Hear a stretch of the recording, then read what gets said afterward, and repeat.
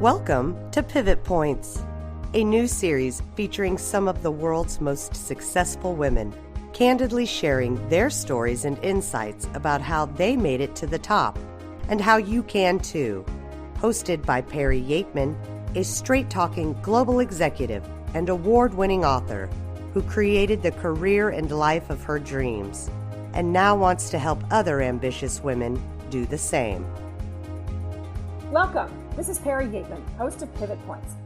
My next guest is one of those women who, had I met her in high school, honestly, we might never have been friends. Why? Because I would have had a really hard time not being pea green with envy. She is smart as a whip, kind as can be, and if that weren't enough, she is just plain gorgeous. I kid you not. I mean, like Redskins cheerleader gorgeous. I know they say that no one gets everything, but if there is a desirable attribute she lacks, I have yet to find it. Today, she is Principal Vice President of Global Corporate Affairs for Bechtel, one of the largest private companies in the U.S. and a global leader in engineering, procurement, and construction with annual revenue nearly $40 billion. As the head of Global Corporate Affairs, she's responsible for all aspects of global communication, issues and reputation management, sustainability, stewardship, and public affairs. She also serves on the company's Ethics and Knowledge Management Committees and the board of the Bechtel PAC and the Bechtel Group Foundation. She has made it to the top by working exclusively in heavily male-dominated companies and industries, including defense and aerospace. I know there's a story there, and hopefully we'll hear it. There is so much we can learn from her, and I'm just delighted to be able to introduce her to you. Her name is Charlene Wheeless. Charlene, welcome. Oh, thank you. Thank you very much, Perry. It is so great to have you here. You know, obviously you're at the top now, but everybody's journey had to start somewhere. So could you share with listeners a little bit about what was the job that really launched you, and what was it about that job that became the launch pad, and how did you land it? Well, I think almost every job I've had has launched me in one way or another, sometimes good, sometimes bad. I'm originally from New Mexico, from the big city of Albuquerque, New Mexico. And right out of college, I joined IBM, and I think what would be considered today as a postgraduate internship. And so I came out to the Washington, D.C. area to work for IBM. And probably about 6 or 7 months into my time there, you know, it's this wonderful company. It's this huge company. Everybody aspires to work at IBM. And I'm thinking to myself, with all of my 22-year-old wisdom, gosh, I could never work here. And I'd look around, you know, and I would look around, and those were the days where everybody in IBM had on a blue suit, you know, a white shirt and a blue tie. And if there was a red tie in the room, people would say, well, who's the clown? So everybody had their unofficial uniform, you know, men and women. And I would look around and I'd say to myself, gosh, these people are really successful, but they could never work anywhere else. They've only been taught how to work at IBM.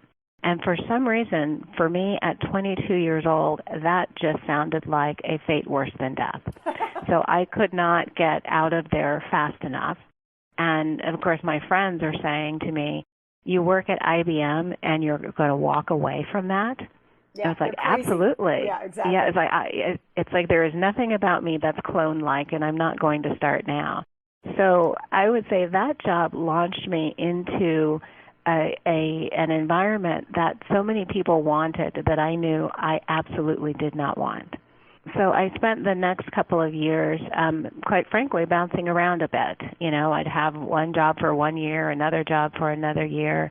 You know, and I learned early on that if I worked at an association, I'd be overworked and underpaid, but I'd learn a heck of a lot. Mm-hmm. So I worked for the Automotive Dismantlers and Recyclers Association for 2 years.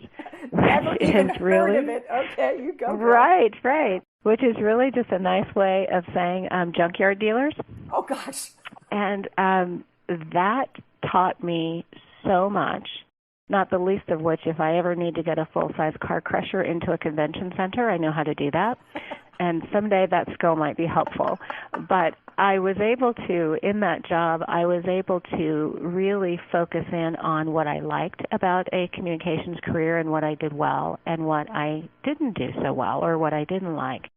And I ultimately landed at a company called DynCorp, which is not in existence today, but it was a mid-size, a few $billion in annual revenue company. Had been around for nearly 50 years. It was in the defense industry, and it was big but not too big, and it had some of the great attributes of IBM and being a large company, but it wasn't so buttoned up and rigid.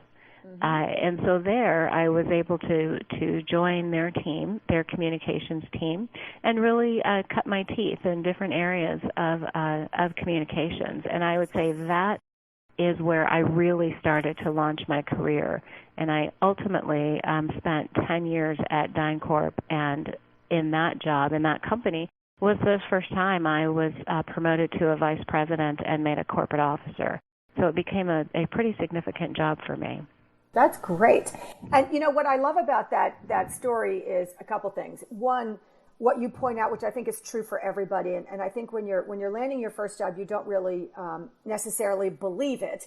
But part of it is failing early on. It's really important to do exactly what you did at IBM. And you didn't fail, but what you did is you got in there and you realized this may be what everybody else thinks is the ideal job, but it's not for me. And so I think that early on, it's as important to learn what you do like as what you don't like. And so I think that was actually something that obviously really was helpful to you. And then I think the second thing is you also then went to a period where you really tried other things out. And then when you found something that was you were able to excel. So I think that's great. And I appreciate you sharing that story with our listeners.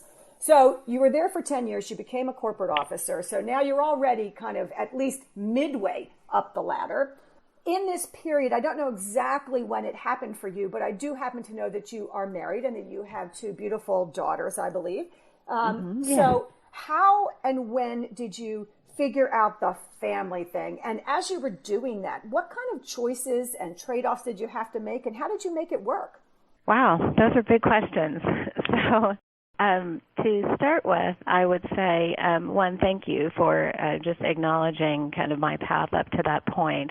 And I wish I was as smart about and deliberate about the path I took as you make it sound. I always like to think that, that I stumbled into my life and into my career as much as anything else.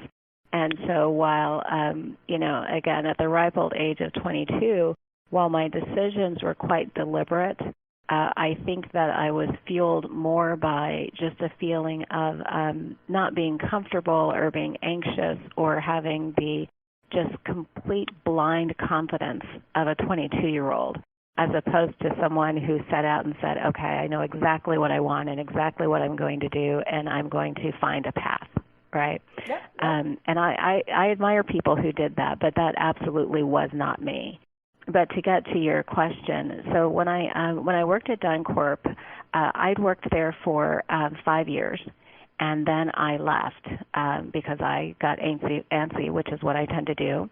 And I went to a competitor for a year, and the chairman of DynCorp and the CEO called and asked me to come back.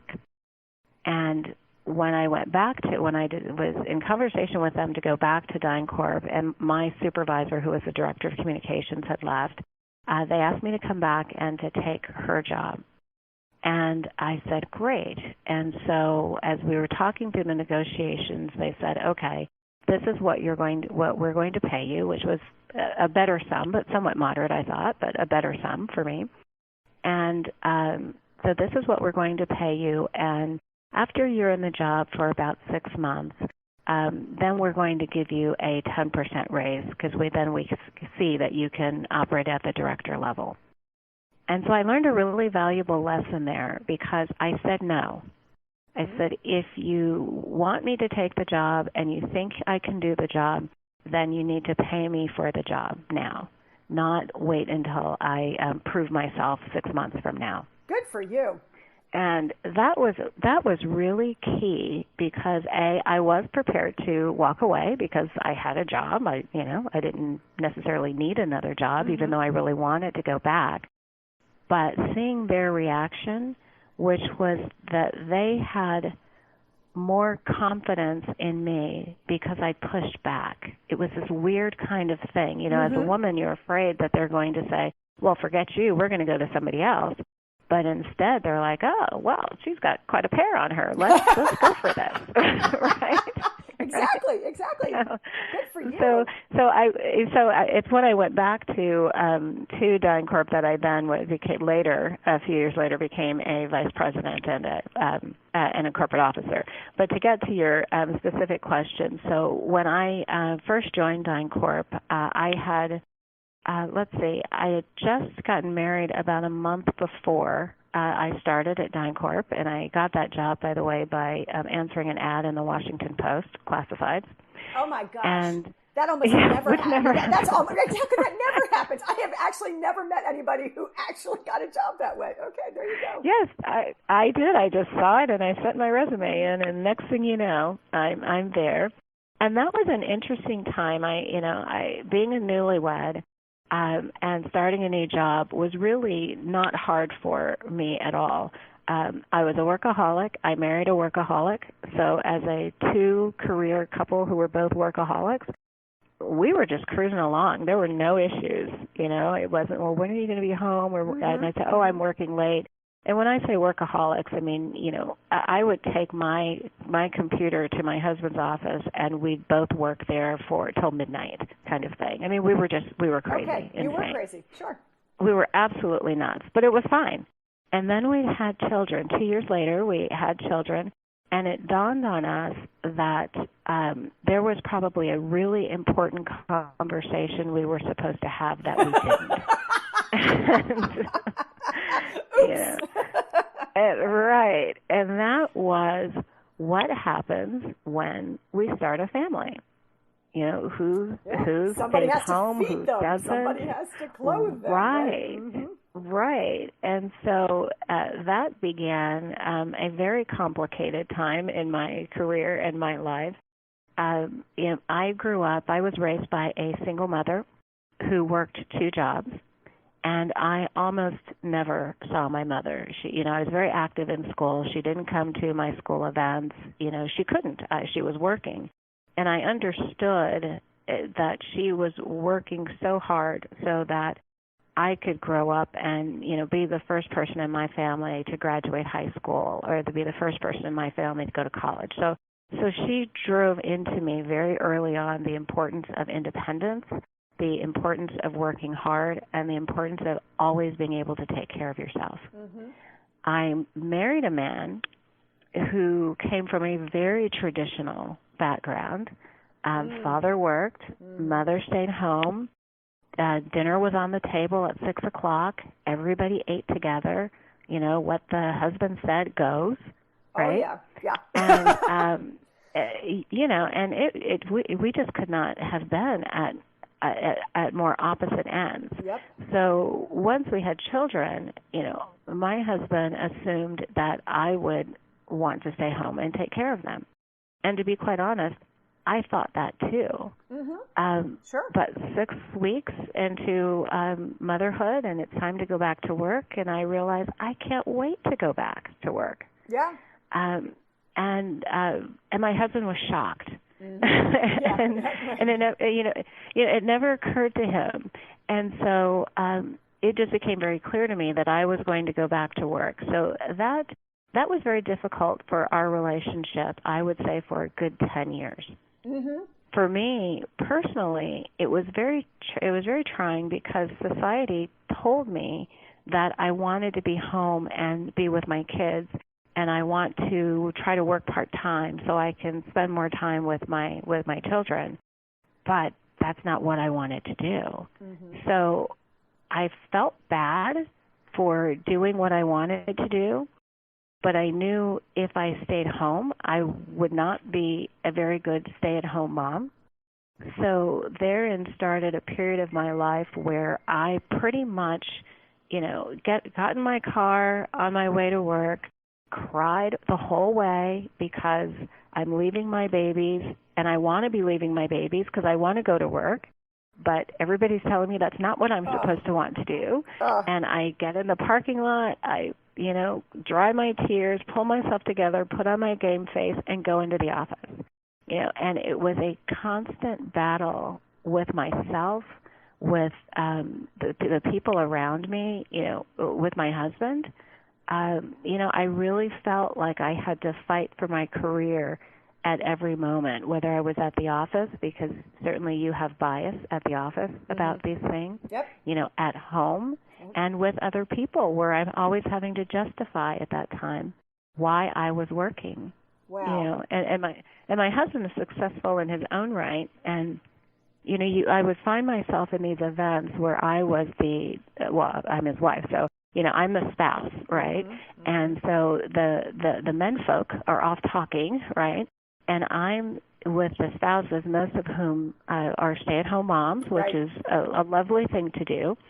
And I find that I have nothing to say to these women except I'm spending the entire time defending why I'm working, and they're giving me sounds like, that's so bad that you have to work. That is, God, that is tough. That is 10 years. It was crazy. It was absolutely insane, and that I think for so many women is just one of the worst times when they're trying to build a career, figure out who they are, and find support.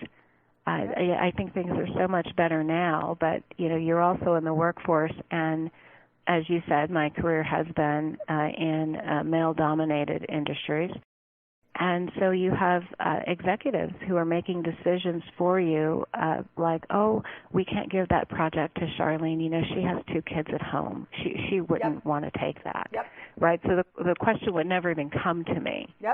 And so, but one day, I just decided, quite frankly, this is BS.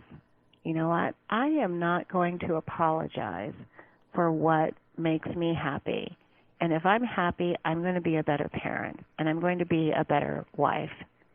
And I just decided that I wasn't going to apologize anymore, for the actions and for my decisions. That I was going to be a great role model for my girls, and I was going to accept that there were going to have to be trade-offs, but I wasn't going to beat myself up about my decisions. God, thank you so much for sharing that, because that is, it's exactly what, as you say, so many of us go through. I mean, I had a slightly different path in the sense that I didn't have, when I met my husband, he already had a son, so I got a stepson, and I'm very, very grateful. Andre is wonderful and such a wonderful addition to my life, but I didn't actually have my own child until I was like 39 years old, right? And I'd already done so much.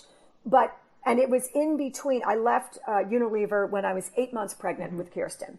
And so I faced exactly not exactly what you faced, but it was very interesting because I'm sitting at home and I've just had this baby, and everybody's telling me what an amazing opportunity, because now you don't have that big job and you can spend it at home and you don't have to feel guilty and conflicted and whatever. And it was wonderful for a period of time. And I will tell you, I've been forever grateful that Unilever that I got that time, because it let Kirsten and I build a bond that I don't think we would have had if I hadn't really been at home for a while.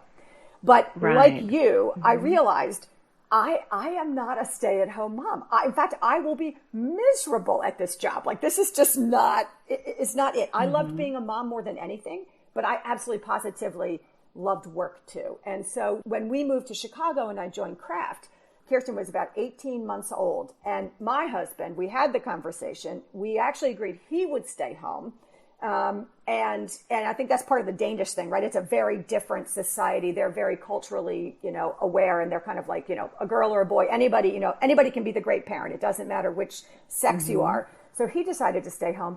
But as time went on, he was I think the only SVP with like a 3-year-old, and he was the practically the only stay-at-home dad with a 3-year-old on the North Shore in that particular area. And it was, right. we were just completely isolated. So same issue. We'd go to a party and everybody would assume that it was my husband who had the job. So they would like wander over to him and start talking, you know, and I'd be sitting with the women and I'm like, I don't know what to say, right? I don't have time for play dates. I don't have time. Like, I don't do that stuff, right? When I'm done on the weekend, my husband would hit the sails. He would go sailing.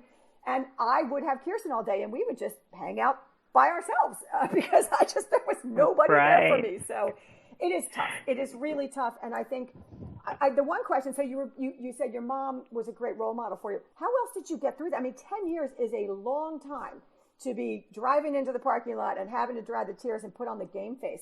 Is it really just, it was your internal, or did you have any other support system that really helped you through that so you could actually keep going, come out the other side? Well, I think I'm confident. At some point, my husband resigned himself to the fact that I really was not going to go back, was not going to stay home, that I was going to go back to work.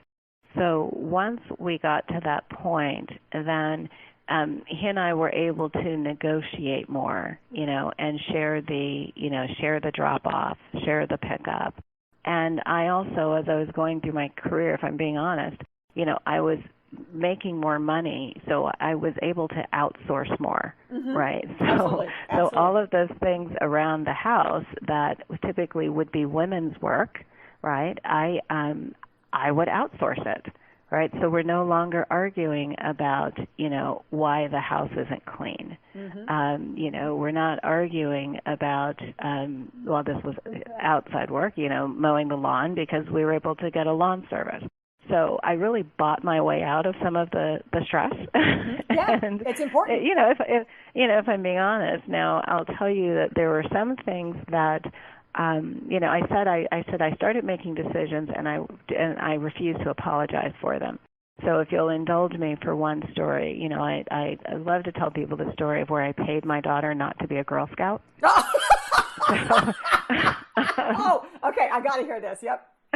So my oldest daughter, I think at this point she's in fifth grade, and she gets approached by her school to be a brownie, you know, in the brownie troop.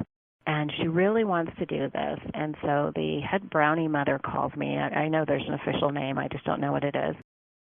Calls me and says, well, you know, Janae really wants to be a brownie, and we'd love to have her. She's such a sweet girl.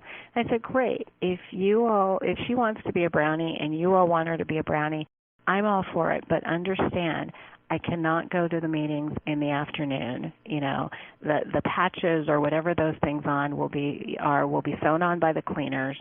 You know, you just won't see me, but Janae will be there when she needs to be. And the woman who was running it said, oh, Charlene, that's great. No problem. Well, fast forward 3 weeks. She's calling me and telling me, well, you know, Janae's the only daughter at the brownie meetings without a mother there. Oh. And that's just I like said, evil, right?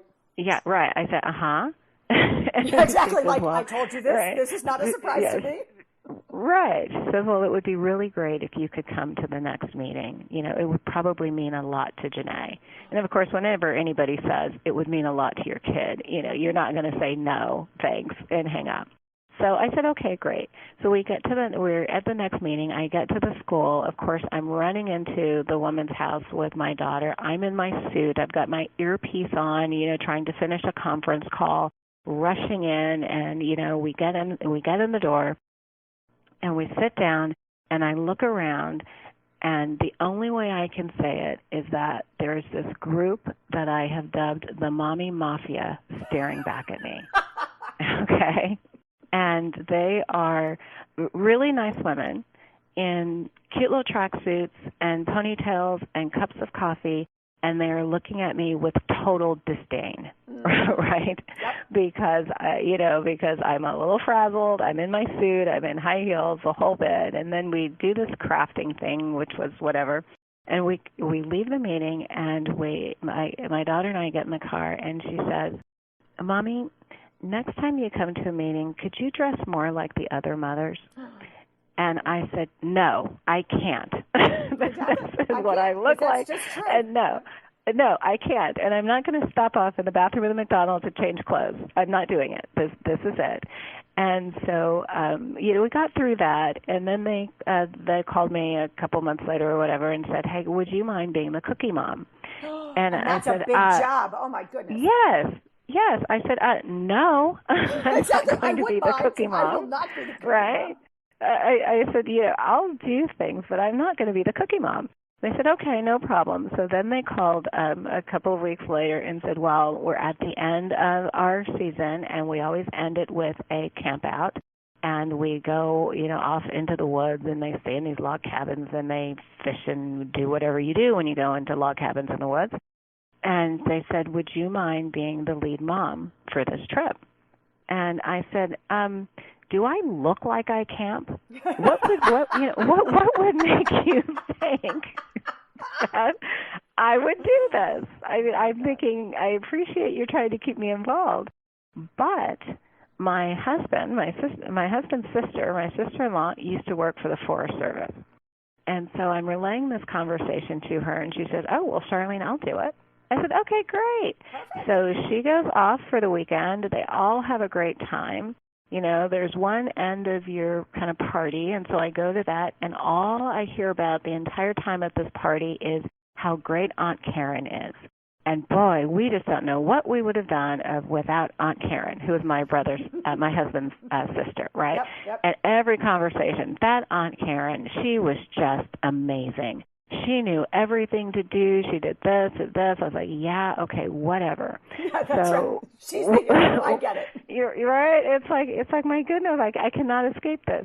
So the next year comes around, and I pick up my daughter from school, and we're driving home, and she says, Mommy, it's time to sign up for brownies again, and I'd really like to be a brownie.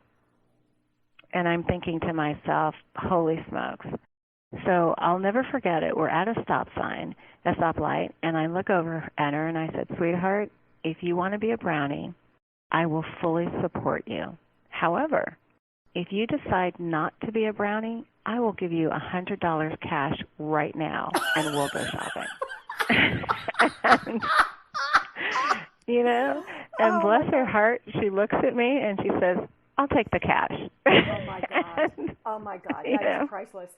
Well, it's such a great story, because the truth is everybody has to find their own way, right? And it's right. So funny that you said the Girl Scouts, because I was on the national board of the Girl Scouts, and it's so funny. So my daughter, as I was on the national board, when she was like 2 and 3 and 4, whatever, she kept saying, Mommy, I want to be in a Girl Scout troop, and I want you to be my leader. And the whole time I had that, job at Unilever Craft, whatever, it was like, there was just no way. It wasn't going to happen. I was like, I can't do it. So when I stepped down from Kraft, one of the first things she asked for, she wanted 2 things that were going to be so exciting about Mommy stepping down. One was she was going to get a puppy. And the second was Mommy was going to be the Girl Scout troop leader, right? So I actually started the Girl Scout troop for her at her school. And I was a Girl Scout troop leader for 4 years. And I will tell you, you were absolutely right to say no. It is a fabulous experience, but it is to do it well takes an unbelievable amount of time.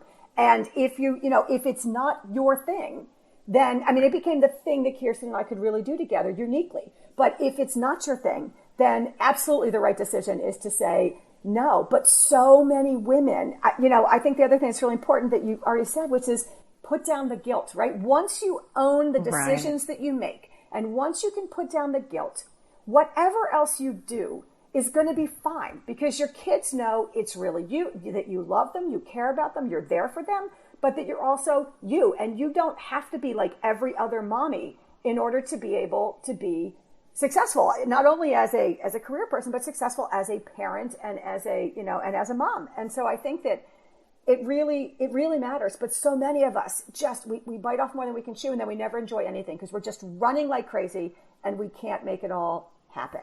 My sister, who I just adore and who I think is such a great mom, she said, I am not above bribery in the right instance. And I think that is true. I'm sure that I'm going to get 1,000 emails from moms listening to this going, I can't believe you just said that. But I think it's true. I think you got to pick your battles, know what the rules are, know the guidelines. But, there are certain things that you can incent behavior. And if it's the right behavior, there you go. So good for you. And it's not bribery, it's negotiation. Well, there you go. So actually, this is a perfect transition to the transition question I wanted to ask you, which is all about negotiating. Because every one of these things that you achieve in life, and you already gave a great story about how you negotiated your return and got a better salary.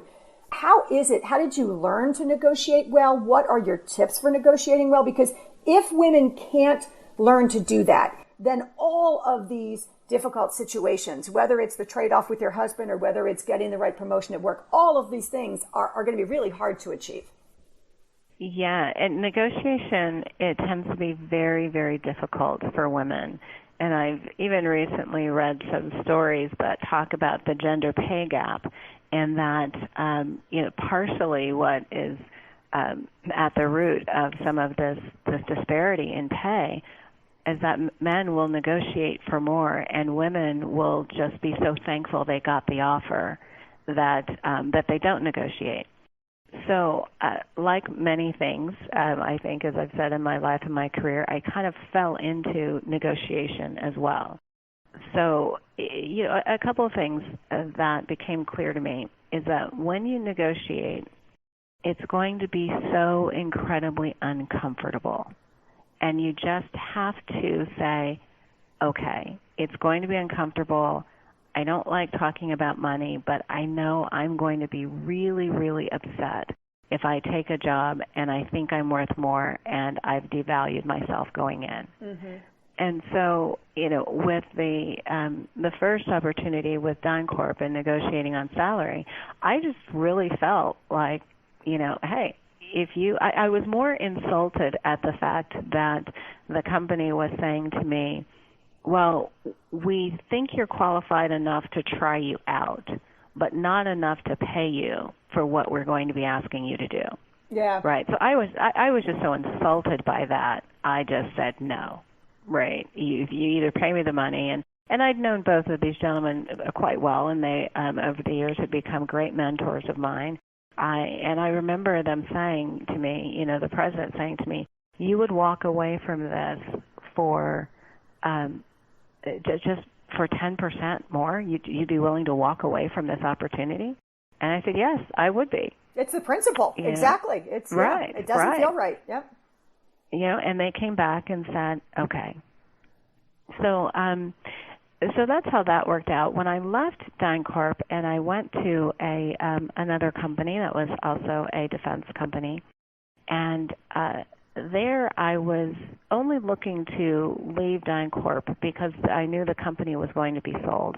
And although I was guaranteed pretty much that I would have a job, I didn't know if it would be the job I wanted. Mm-hmm. So I started interviewing, and I interviewed with this chairman, and he asked me what it would take for me to leave the company, to leave DynCorp.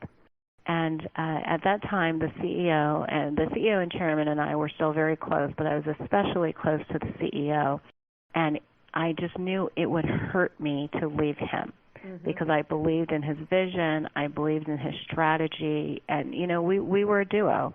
And he was the one who had promoted me to vice president. And at that time in the company, I was their first vice president of corporate communications, their first minority vice president. So it meant a lot, and his belief in me meant a lot. So in kind of an offhanded way, I said to the chairman, I said, well, the offer would have to be so good that when I handed the offer letter to my current CEO, he would say to me, you have to take the job.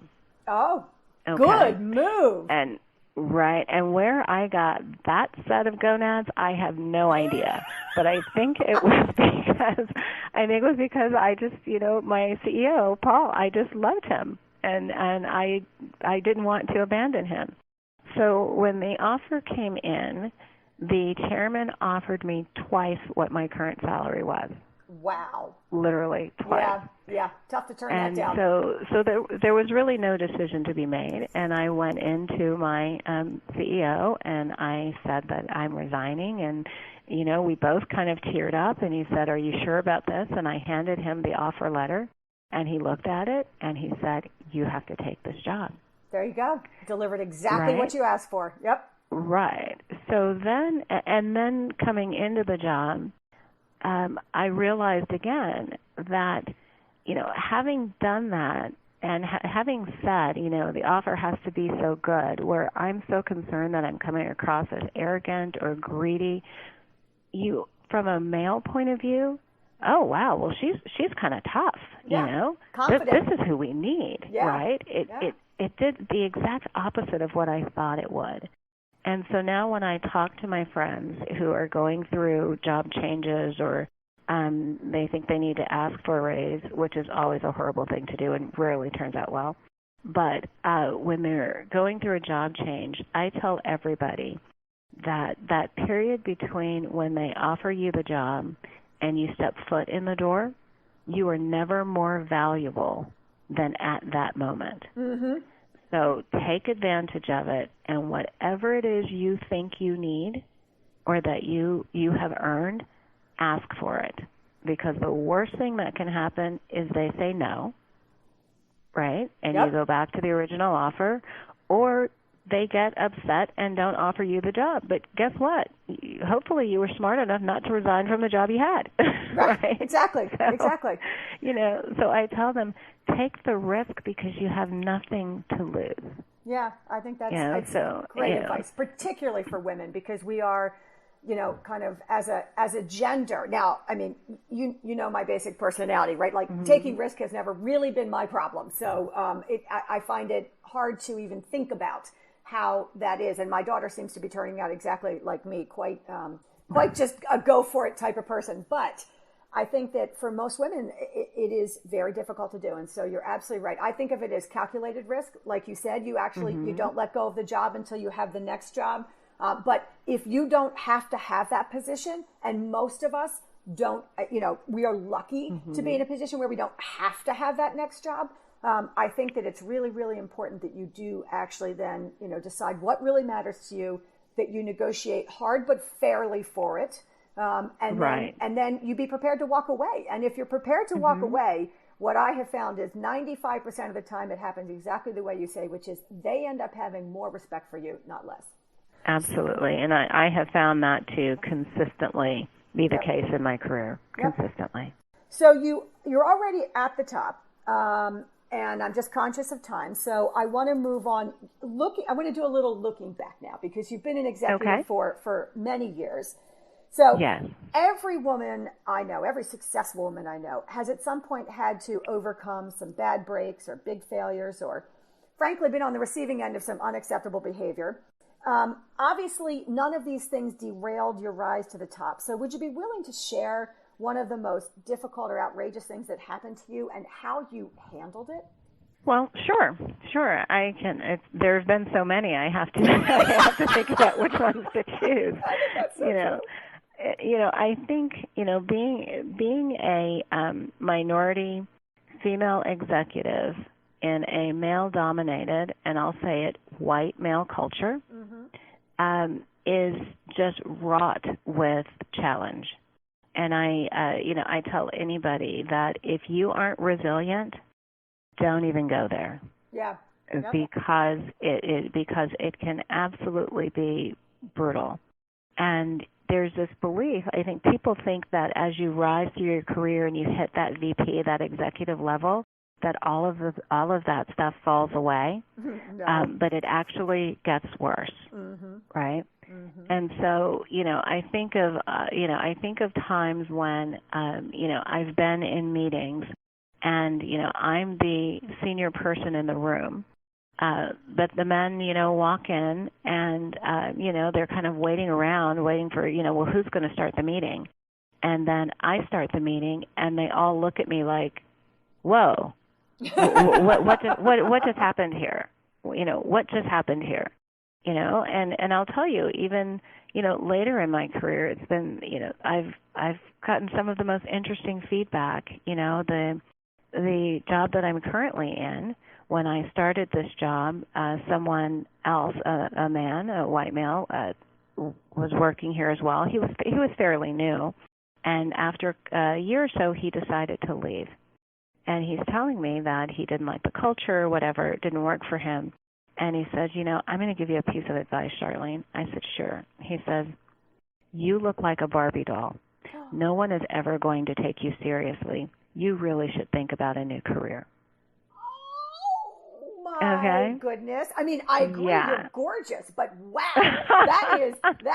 let's be honest. When I first saw you, I thought, man, she's pretty. Yes, but that never would have led to, I bet she has no substance unless you're a man thinking that. Oh, my goodness. Oh, my gosh. So there's that. And you didn't hit him. That was very, very restrained on your part. So here's the deal. If someone had said that to me when I was in my 20s, and, I had long, big hair, and I really did look like a Barbie doll, I probably would have been offended. Yep. But at that point, I was approaching 50, and if somebody wants to tell me I look like a Barbie doll, I'm all for it. Absolutely. Right? It's like, it's a compliment. I work hard to look this good, and I'm glad you noticed. So it didn't bother me, from that perspective. And I also, throughout my career, because, I've been told things like that before. And I just realized that it actually says so much more about the person who's making the comment than it does about me. You are so right. right. And so I just let those things kind of roll off my back. But, I will say throughout my career, I have been encouraged to look more conservative, and I don't mean I'm dressing slutty in the office. It's not. I've always looked professional, but it's we don't really wear high heels around here, or we wear mostly gray and brown and blue, kind of the colors of women that are taken seriously. And I've been given that advice before, quite frankly, that, maybe you want to dress a little more subdued around the office, because I have pink suits, I have orange suits, I have red suits, and they're kick-ass suits, quite frankly. Absolutely. And, and when I got at one point in my career, I got that advice from one of my bosses, male bosses. I said to him, I said, listen, I'm a girl, and I make a really good girl. I said, I have dark skin. I look really good in bright colors.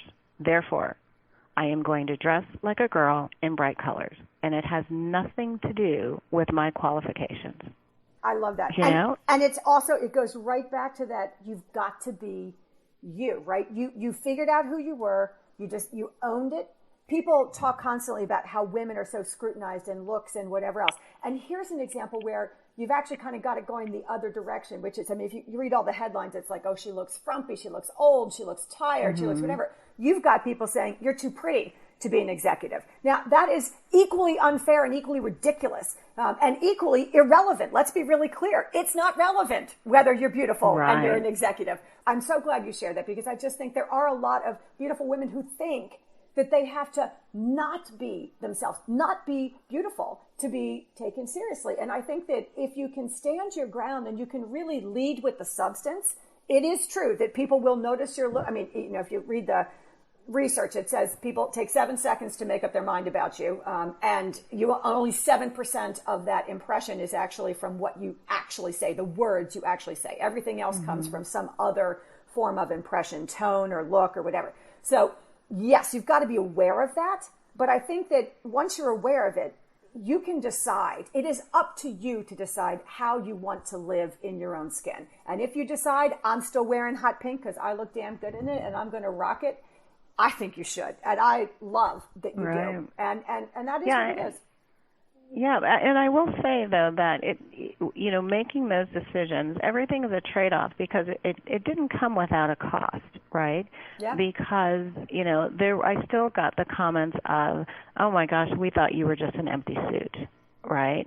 Of the surprise that people have when you're competent, right? Because they didn't expect me to be competent because of the way I looked. So if you're going to stand your ground, then you can't just kind of stomp your high heel and get frustrated every time someone makes a comment that you don't deem appropriate or fair, because you made the decision. I made the decision to look the way I did. Therefore, I couldn't fairly punish people for making a comment. I mean, I could certainly look at them with an awful lot of disdain and wonder, are you a friggin' idiot?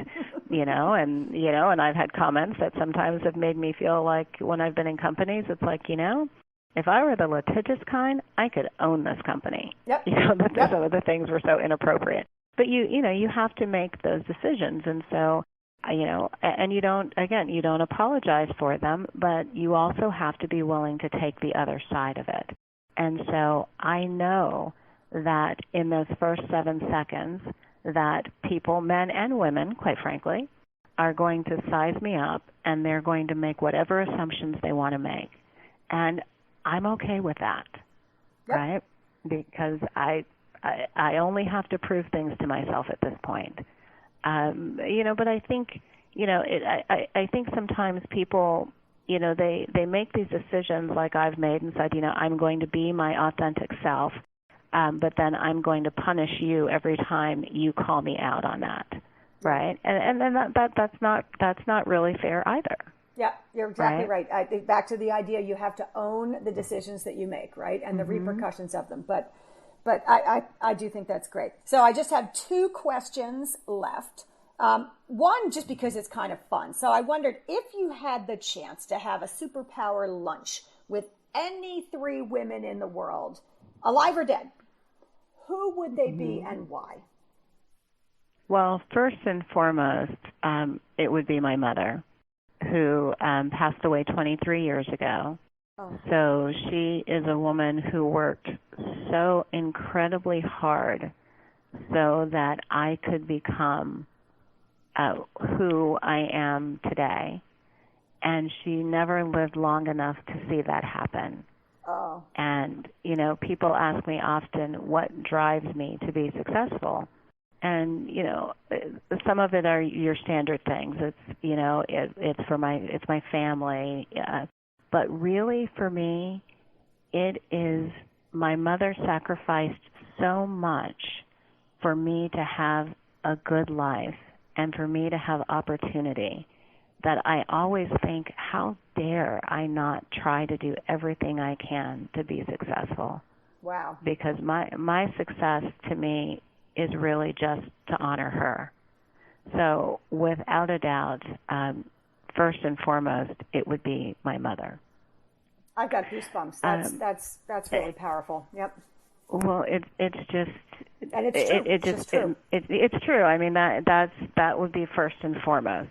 Then I think I'd probably want to have a little fun, and I'd have to say Monica Lewinsky. Okay, now that was not a choice I was going towards. Okay, so tell me about that one. And Monica Lewinsky, because I would just want to know what was going through her mind throughout all of it, right? Mm-hmm. When you have the opportunity, well, I don't know if I should call it an opportunity, but whatever you want to call it, come on, the President of the United States is hitting on you? I mean, come on, Right? It is a unique opportunity. Let's go with that. Yes. Right. And then you're publicly shamed, and you're just this babe in the woods, and you're so young. You have a whole life ahead of you, right? Yep. You talk about overcoming something, even if it was self-inflicted, whatever. I just think that would be a very interesting conversation to have. And then thirdly, it would be Maya Angelou. Oh, yeah. Who's so amazing. Who's just so incredibly inspiring and so talented. And, she saw and experienced a lot and had so much wisdom that I think it would be fabulous to have lunch with her. Yep. I think it's one of her quotes where that I just love, and it's that people won't remember what you said, and they won't even remember what you did, but they will remember how you made them feel. And I just think that it's so insightful and so profound and so true. Okay, so the last word, and I'm going to give you kind of 2 choices, but the big idea is, what would be the single most important thing that you would tell other women who are seeking to build the careers and lives of their dreams? And it can either be what you would tell them, or it could be what's the best piece of career advice you ever got? Yeah, I think it would be, it's hard to say a single piece of advice, right? You can pick a couple. It's all right. I can pick a couple.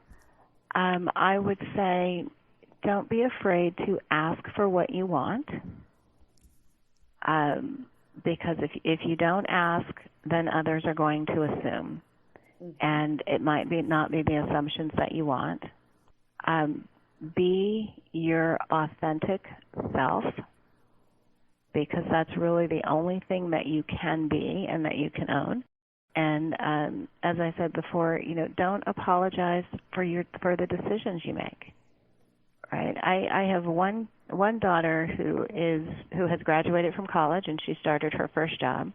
And I have one daughter who is a junior in college. So we've been empty nesters now for, a solid 3 years. We still have a nanny, right? We don't have any kids, but we've got a nanny. Okay. And so what you're going to say is that nanny's actually for you, right? That's the person who does all the errands and takes care of everything. Right, exactly. So, I like it. I like it. Right? And so I don't apologize for it. So again, make your decisions, make your decisions, own them, don't apologize for them. And then, see, I'm giving you so many more words so you can pick which ones you want. But one thing my mother said to me, and this is a little different because, again, being a minority female, she said to me, don't be surprised when you aren't being treated fairly, but do everything you can to demand fairness. Your mother was so wise. Right, so wise. And that was... and that was such a beautiful piece of advice, because as a minority woman in the workplace, you really can't expect fairness. It's a horrible thing to say, but you really can't expect fairness. And it's sad. It's a sad state of affairs, and I hope things are getting better. And the other is you just have to be resilient, because, in my career, particularly early on in my career, I had more people telling me what I could never become than what I could. And, you just have to be resilient. You just have to be able to say, that says more about you than it does about me. And how dare you try to limit me, and move on. Right? So you really have to be resilient. You can't say, this has gotten too hard, I'm going to give up, if it's something you really want. Wow. Well, I don't know that there's a better place to end, because I think that it's very clear that you have done your mother proud. You are clearly your own person and very successful, and you own your decisions. So I'm just thrilled that you were able to share this time with us and with our listeners. And I thank you so much, and I hope to see you soon. Oh, great. Thank you, Perry. This has been a lot of fun, and so I really appreciate you letting me be a part of it. This is really fantastic, and I hope that that your listeners will find some bit of knowledge in here from my experience that will be helpful for them. I think they're going to find a lot. Thank you, Charlene. Great. Thanks, Perry. You've been listening to Pivot Points, a series designed to help ambitious women have the careers and lives of their dreams. To hear more interviews, go to www.yourcareeryourterms.com and be sure